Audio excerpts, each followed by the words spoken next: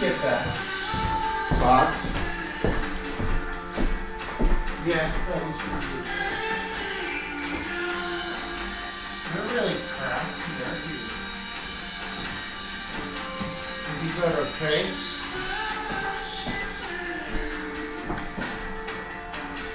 What's the good?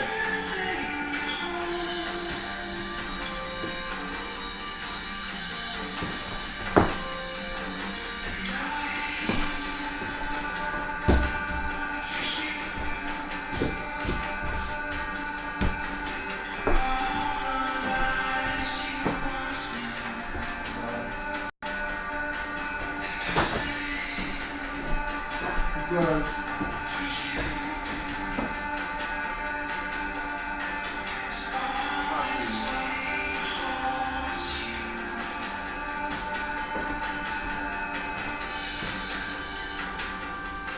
Yeah.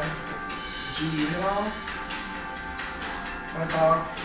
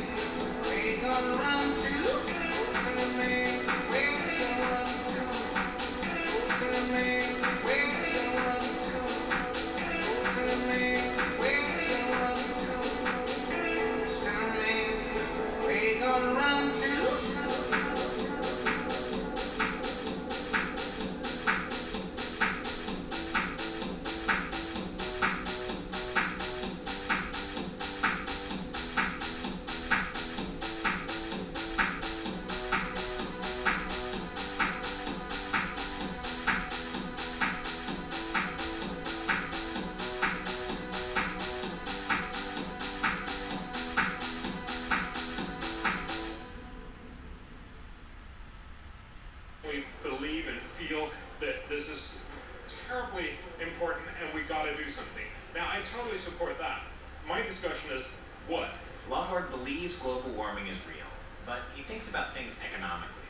And here's the question he asks. If you had, say, $50 billion to spend, why not spend it now to fight disease or save millions of lives?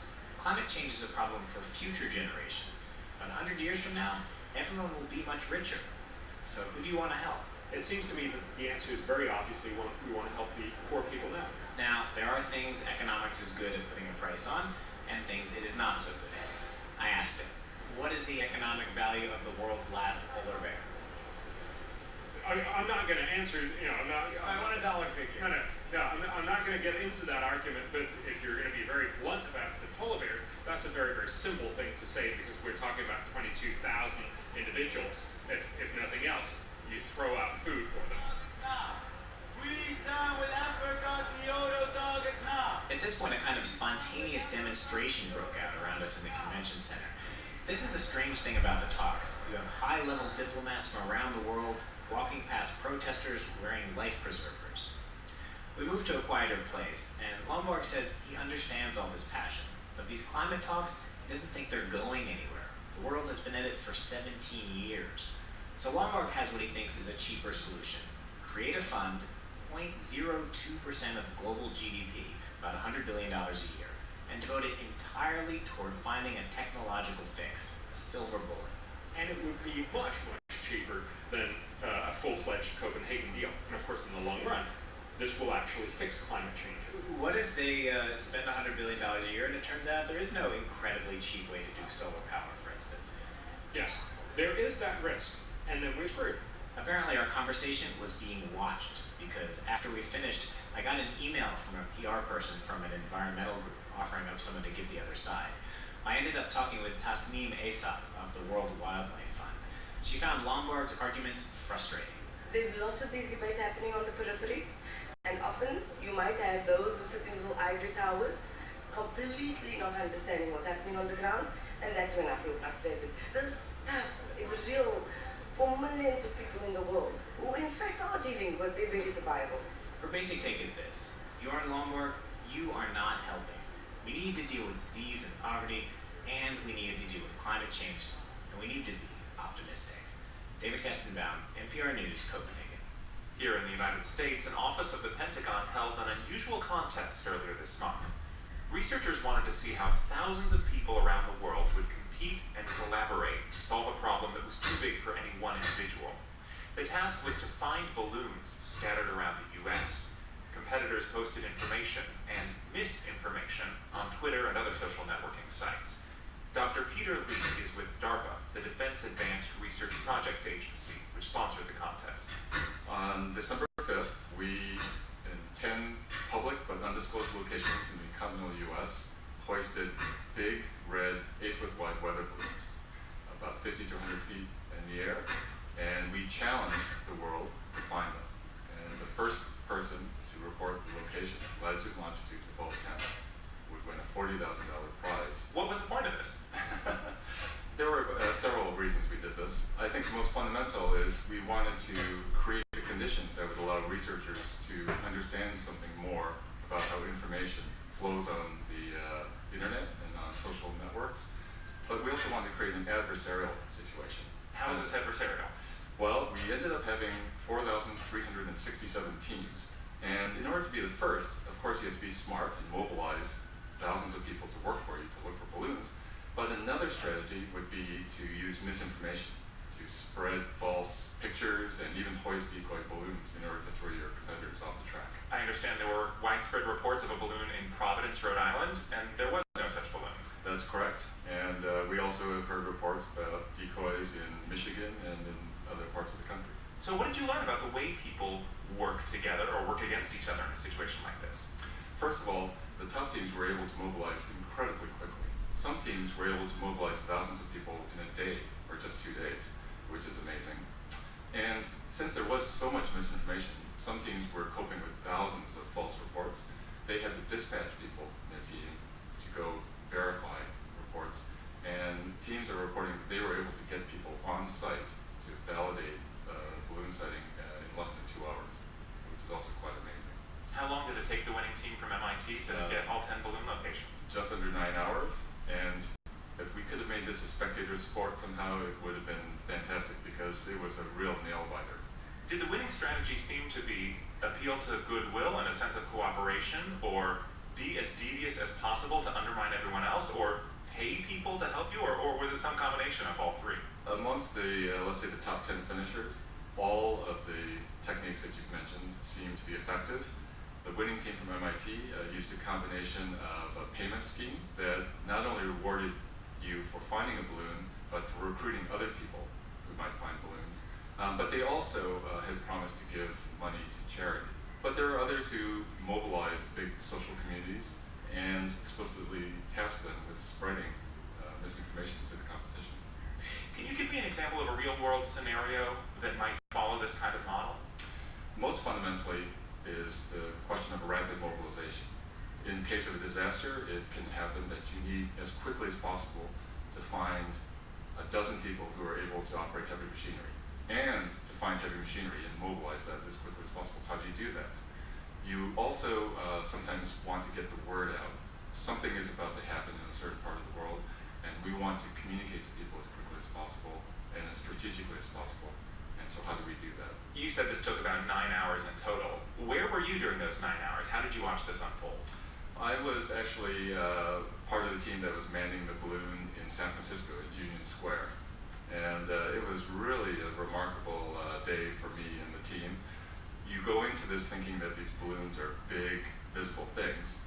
And so at 7 in the morning, we hoisted this balloon, maybe 100 feet in the air in the middle of Union Square. And I look up at this thing and it looks tiny.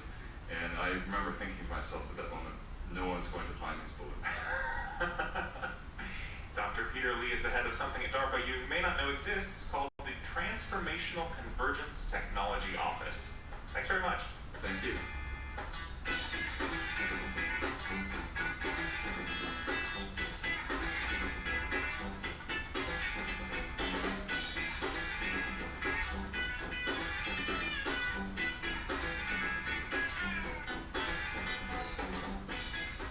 Good morning at 6:49. I'm Cherry Glazer, and you're listening to Morning Edition on 89.9 KCRW.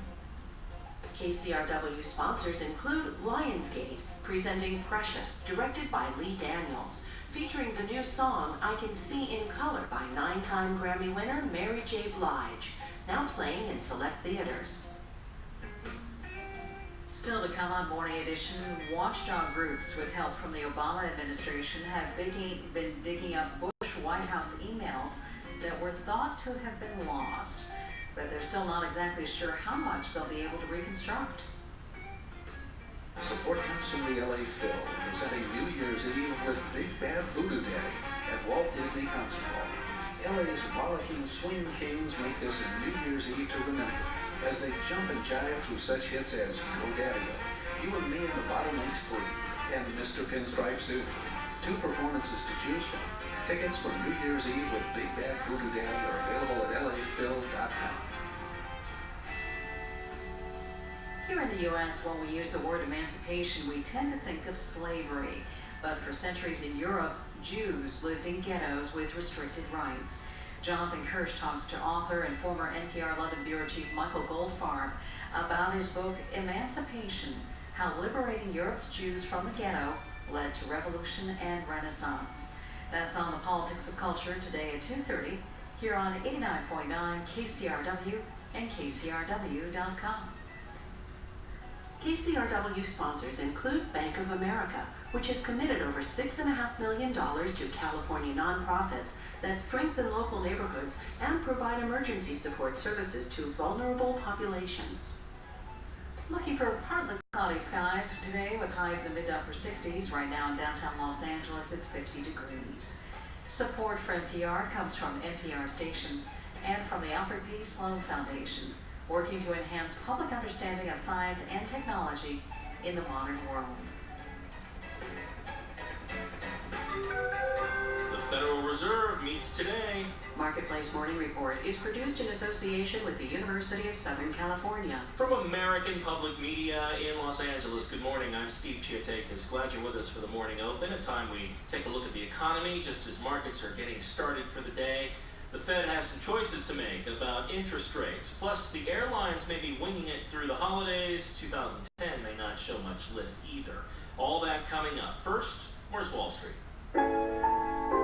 Markets are lower right now here stateside. The S&P down about 0.4%. The NASDAQ off about 0.5%. And the Dow down now 37 points at 10,464. European shares are lower as well. We're talking somewhere between 0.5% and 1%. And Asian markets closed mostly down today as well. The producer price index, the PPI, was up 1.8%, nearly double what was expected. We're going to get some analysis of that and some other numbers coming out. Julie Neiman is analyst at Smith Moore & Company. She's with us live this morning from St. Louis. Good morning, Julie. Morning, Steve. So should we be considered or concerned about rising inflation with that PPI number? Oh, this is phantom inflation. Bottom line, it's due to energy, and it's rising because the dollar is falling. The price of oil is denominated in dollars. Now, if we have a real demand for energy, that would be different. We're not using anymore. That would stimulate inflation. But this is phantom inflation. And should we be concerned about a weaker dollar, though? Well, the Fed basically is going into a private mode. They're not saying much because they don't want to hammer the dollar either. And they don't want, the markets are really volatile around the holidays. They don't want to see the Treasury market crashing. What they will do today, though, is make sympathetic clucking noises about improving economic outlook just to show that they're on top of things. But conditions are still really bad. They're talking jobless recovery. No, there's effectively no real recovery here. We're looking at gross domestic product probably being up about 4% in the fourth quarter, but that's just inventory restocking, and that can evaporate right away. So we're looking for a steady stream of less bad news, and that doesn't warrant the Fed hiking interest rates in response. Let's talk a little bit about this exiting of TARP. Wells Fargo becoming the last of the banks to pay back TARP. The message seems to be that the big banks are healthy, right? Well, the big banks really don't need TARP because they've got too big to fail. Basically, the government said they would underwrite them, and they can borrow at 0% interest rates from the government. So the worst is over for the big banks. They really don't need TARP. All right. And so why aren't they lending then? Well, the key thing is bank capital still isn't sufficient to cover more bad loan boomerangs coming. They've got more bad loans coming in real estate, adjustable mortgage resets, credit card debt, all kinds of things are coming back at them. And then they basically have no really good deals out there either. They can borrow from the government at 0%, buy 10-year treasuries at 3.5%, so there's no reason to lend to anybody. All right, Julie Neiman from St. Louis. Julie, we do appreciate it. You bet. Thanks so much. The International Air Transport Association is reporting today that the industry is on track to lose $5.6 billion next year. That's about half as much as it will lose this year. Now, we could use all the airplane phrases to talk about the state of the airline industry. The business is still pretty turbulent. There's a lot of headwind slowing things down. Bottom line, there are a few more miles to go before it returns to profitability. Marketplace's Jeremy Hobson is with us live right now from our New York bureau with the latest on that. Good morning, Jeremy. Good morning, Steve. So what else does this report say? Well, it says the worst is likely in the rearview mirror, or using an airline phrase, I was thinking maybe the worst has been left behind, like the iPod in the seat pocket in front of you. Oh my. Not a very good one, but anyway, even as demand rebounds, the industry is concerned about rising fuel prices going forward, which may offset any boost in ticket prices. And I spoke with the spokesman for the Transport Association, Steve Lott. He says, making matters worse, there are a lot of new aircraft on the way next year, and airlines already have too many available seats. We expect over 1,000 aircraft to be delivered in 2010. These are planes that have been ordered years ago, and as a result, it's going to be extremely difficult for airlines to keep capacity growth down. And says that means ticket prices may have to stay low so that airlines can fill up these new planes. And that may be good news for you and me, Steve, but not necessarily for the industry. Now, you're talking about the passenger side of things, Jeremy. What about cargo? FedEx is saying today is going to be the busiest day of the year for them, right? Yeah, well, the report says that total freight volume is still going to be about 10% below the peak that we hit in 2007, but cargo in general is supposed to grow by 7% worldwide next year. All right, Marketplace's Jeremy Hobson in New York. Jeremy, thanks. Thank you. Marketplace Morning Report is supported by Novo Nordisk, committed to changing diabetes through treatments, partnerships, and education. Defeating diabetes is our passion and our business. By the Henry Luce Foundation, seeking to increase American understanding of East and Southeast Asia. And by Bank of America, 1 year into a 10-year, $1.5 trillion investment in low to moderate income communities.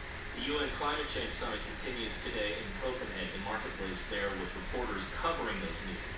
After yesterday's protest by some members of an African delegation, the talks are back on. And as Marketplace's Stephen Beard reports, there are signs this morning of progress. There is a glimmer of hope from a draft text on a critical issue, deforestation. The text suggests that negotiators have endorsed a plan to curb the destruction of the rainforests. It involves big financial incentives. Peter Goldmark is with the Environmental Defence Fund. It says we could be on the brink of a breakthrough. Any path to avoid frying this planet requires us to start limiting and stopping deforestation now. So that's a marvelous near achievement.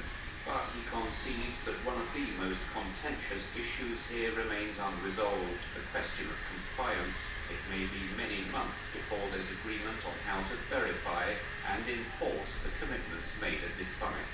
In Copenhagen, this is Stephen Beard for Marketplace. Be sure to check out Marketplace with Kai Risdahl later today as we continue with coverage from the Copenhagen Summit. From climate change to spare change. A Salvation Army bell ringer collecting money at a shopping center in Connecticut got a surprise. A rare 1881 half-eagle gold coin was dropped into the Tilly. The rare piece is the size of a nickel but could be worth hundreds of dollars.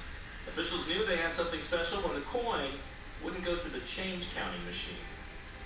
Hey, check us out online at marketplace.org. Share your thoughts with us there at our website. I'm Steve Chiatakis in Los Angeles. This is Marketplace Morning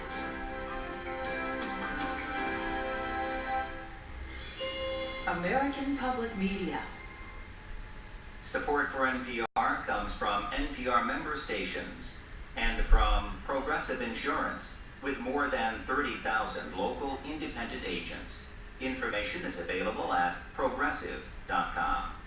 From Sit for Less, offering all colors of the Herman Miller Aeron chair online, including Sit for Less True Black, online at sitforless.com. And from Palm Wonderful, maker of Palm Wonderful 100% pomegranate juice, found in the curvy bottle in the produce section, POMWonderful.com. This is NPR.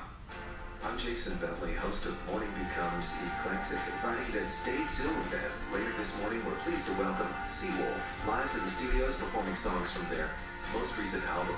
It's Seawolf Live, right here on Morning Becomes Eclectic, 89.9 KCRW.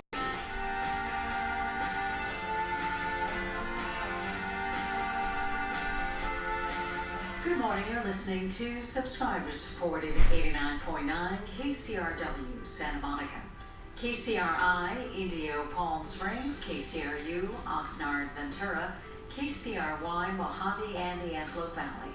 KCRW is NPR News and handpicked music, streaming and podcasting at kcrw.com. We're a community service of Santa Monica College. Coming up, a financial black eye for the LAPD. But first, the news from NPR in Washington. It's 7 o'clock. Good morning. The Obama administration uncovers 22 million missing emails from the Bush White House. What some of those messages might tell us about key moments coming up on Morning Edition from NPR News.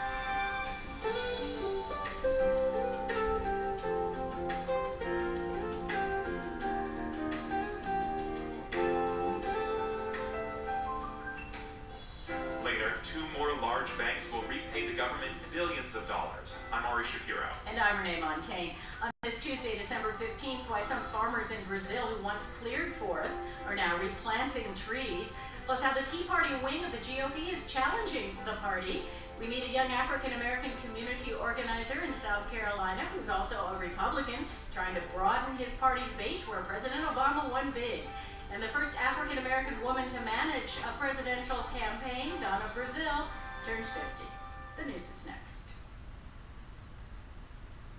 From NPR News in Washington, I'm Carl Castle. Climate negotiators have been split up into smaller groups at the talks in Copenhagen in hopes of making progress on many outstanding issues. NPR's Richard Harris reports from Copenhagen. The talks involve more than 190 nations, and since the United Nations works by consensus, progress is slow. Denmark's Connie Hedegaard, who presides over the meeting, said in a news conference she's frustrated about how little progress has been made in meetings leading up to the summit over the past 2 years. Now we must bring this to an end, or it could continue endlessly, just getting even more complicated for each conference we have. Well over 100 world leaders are planning to come to Copenhagen for the talks over the next 3 days. Organizers hope that unprecedented interest in global warming will create the pressure that's needed to reach an agreement. Richard Harris, NPR News, Copenhagen. In Pakistan, a huge explosion tore through a central market in the city of Dera Ghazi Khan in the Punjab province. The bombing killed at least 20 people. NPR's Julie McCarthy reports. The explosion laid waste to a vast area in Dera Ghazi Khan, detonating near a taxi stand outside the home of a local politician, Zulfikar Kosa. The senior member of the Muslim League Party, led by the former Prime Minister Nawaz Sharif, said his family residence, which was partially damaged, was the target, but that remains to be determined. A dozen shops in a nearby market were flattened.